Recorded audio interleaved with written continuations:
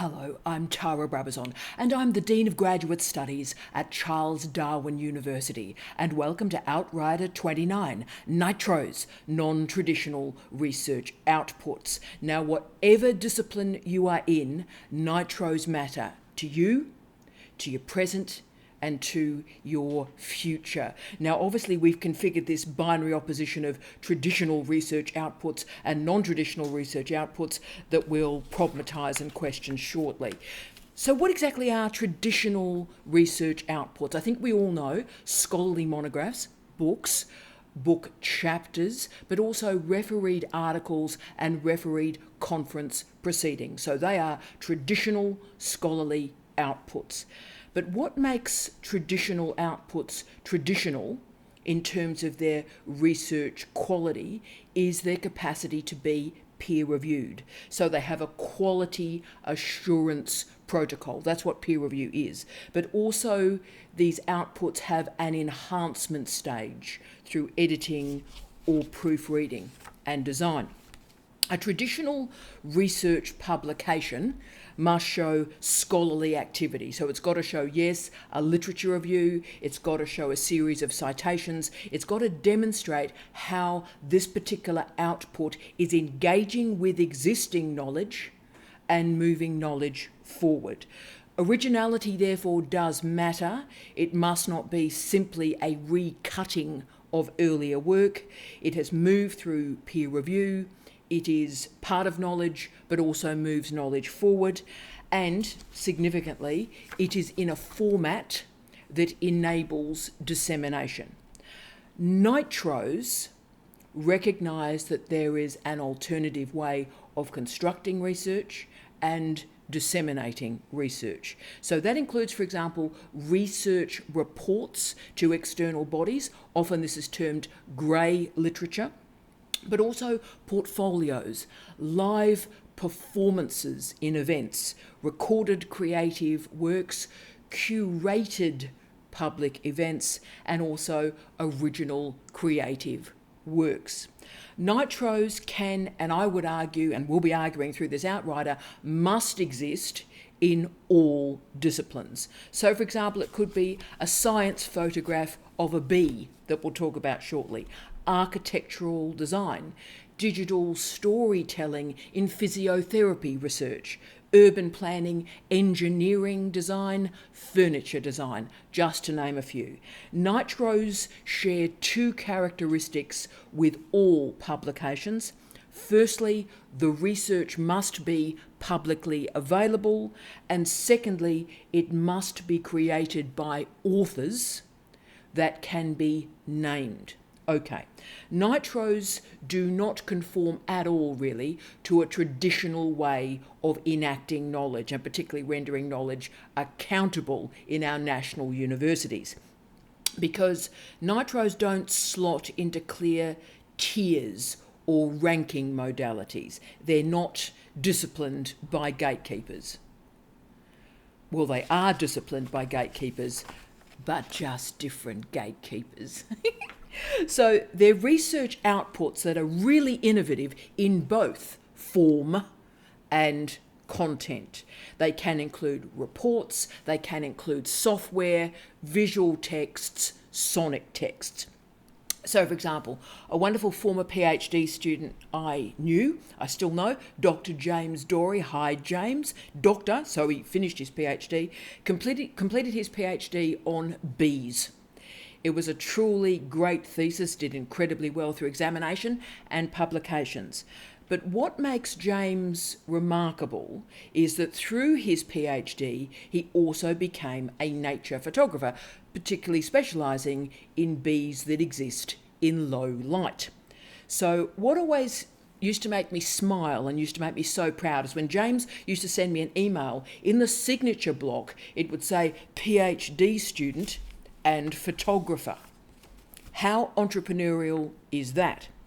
So it has become an important career to him. Yes, he's got this remarkable bee research that I will share with you in the references section of this Outrider, but also for his profound photography expertise.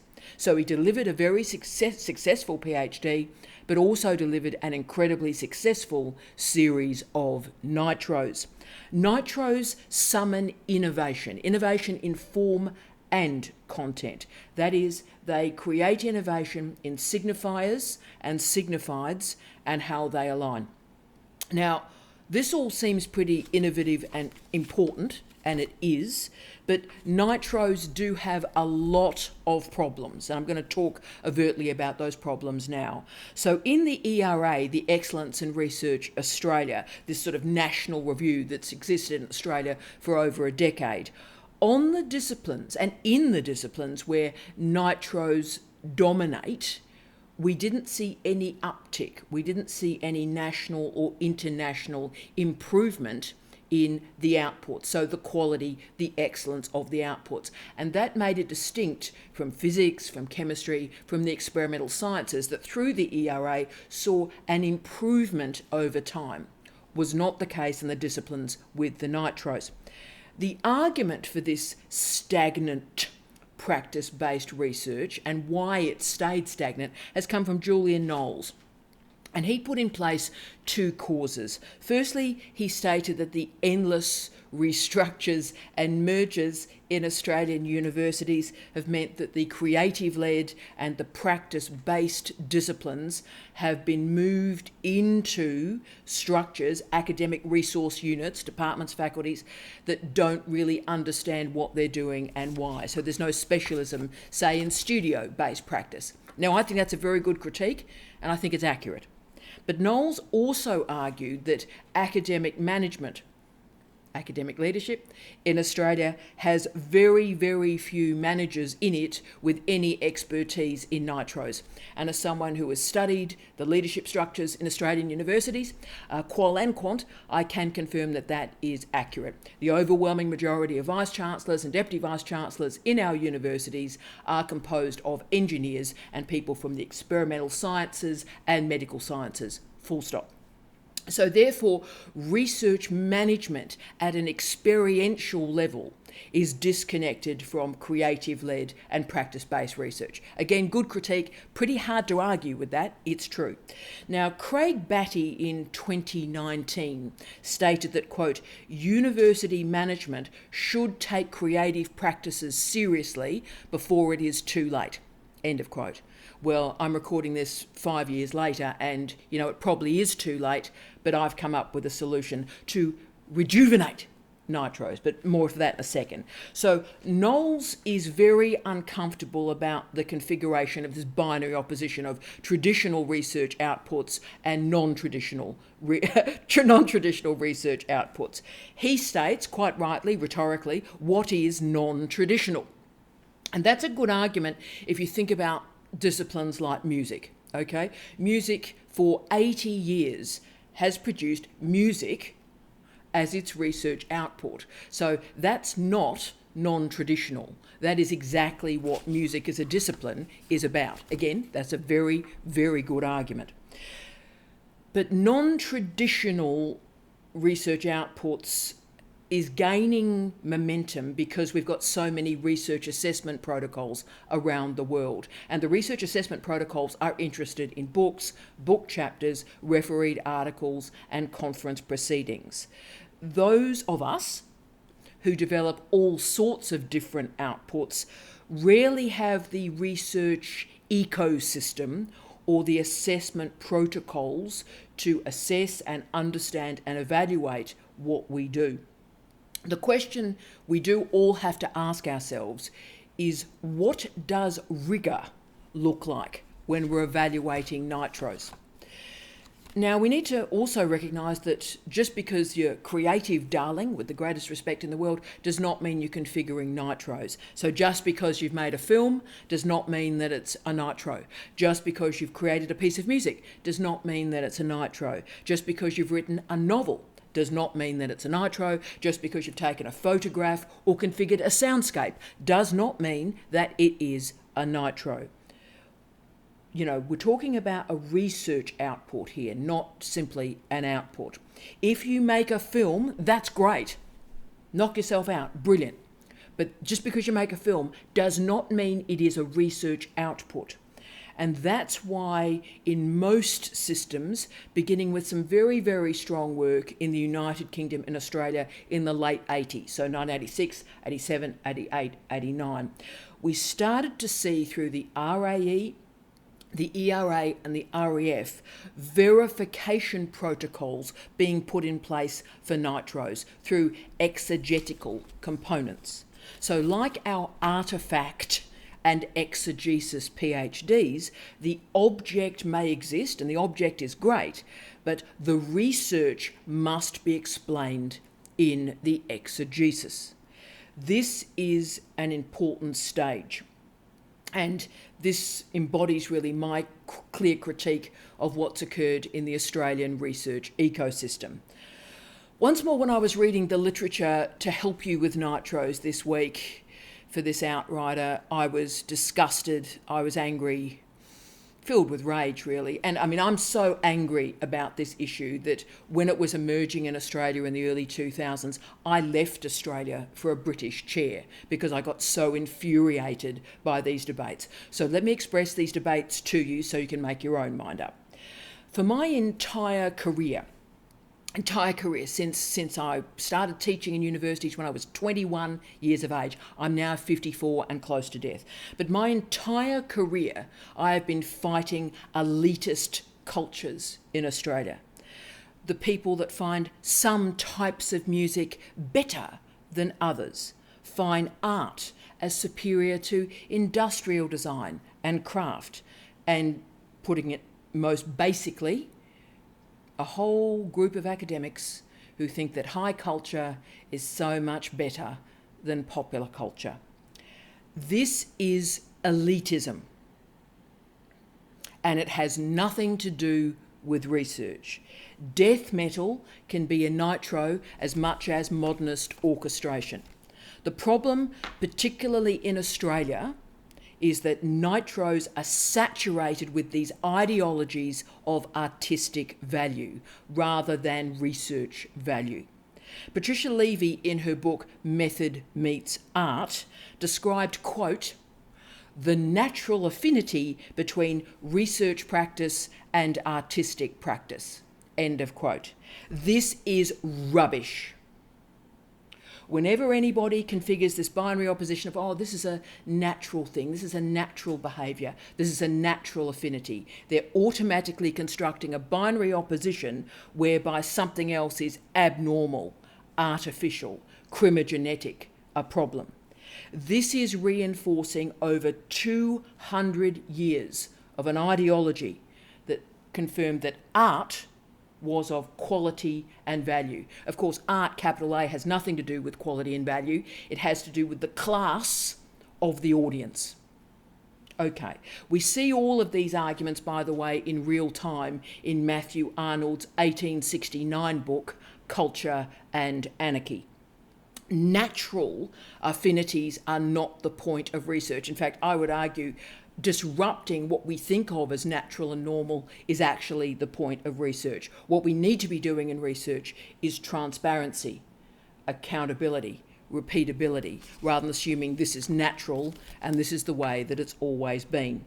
Now, Levy confirmed the scope and scale of my critique in the following statement. So listen to her argument, quote, researchers can say what they like, but the fact is that traditional peer-reviewed journal articles are totally inaccessible to the public.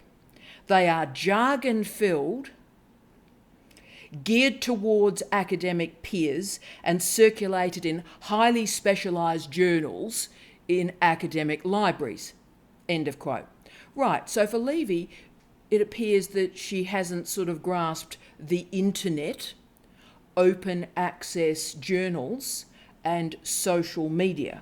So once more we see this arbitrary division between arts-based research and traditional research. It's arbitrary and it's incorrect. The notion that the arts, darling, is democratic, is collaborative, is participatory, while traditional research is aloof and cold and calculating. That binary opposition is both wrong and really unhelpful. Art is not research. Artistic practice and methodologies can absolutely enable research activity. So as you can see, culture and art are historical categories. They hold the biases and the discrimination and the prejudices of a particular time.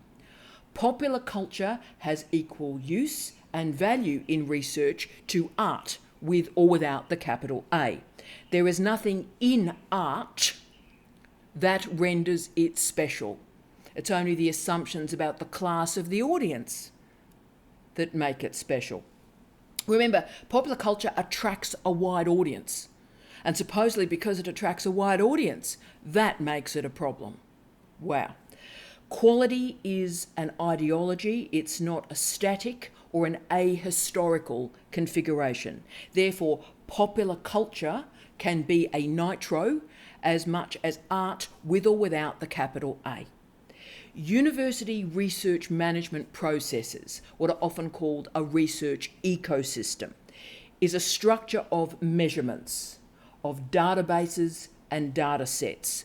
So what a research ecosystem must do is it must be a reporting machine, okay? Therefore, research variables must fit into it rather than the system being porous, the system being flexible enough to grasp a diversity of research outputs. So publications, funding, research rankings, citations, all of these variables are very, very, very simple to measure.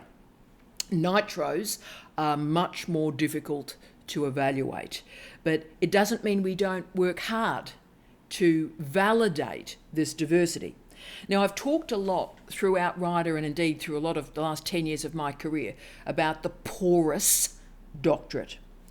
All doctorates in all disciplines arch beyond the page. They move through online journals, through posters. Theses are submitted around the world through reports and grey literature, and yes, through NITROs. Almost all theses, almost all research projects now are multimodal.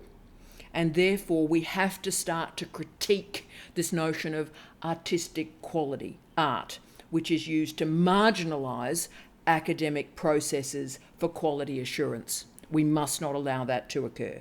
And that's why whenever you hear me speak, I talk about artifacts rather than art.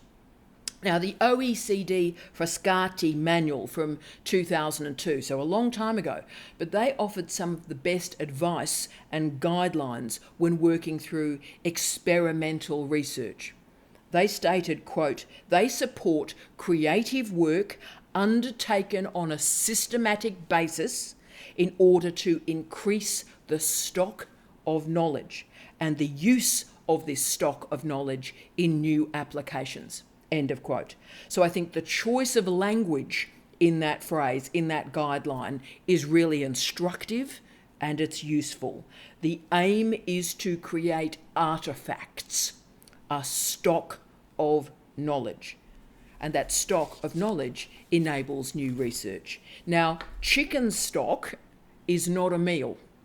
We add it to a meal and it creates flavour. Right. So art is not intrinsically research. It can create a new way of thinking about evidence. It can be the basis of an outstanding research project, but in and of itself, it is not research. Now, my argument is very different from the colleagues who have offered some strong arguments, some fascinating arguments. I may disagree with them, but it's important to acknowledge, read and support them and present them to you. But my argument about NITROs is a little bit different.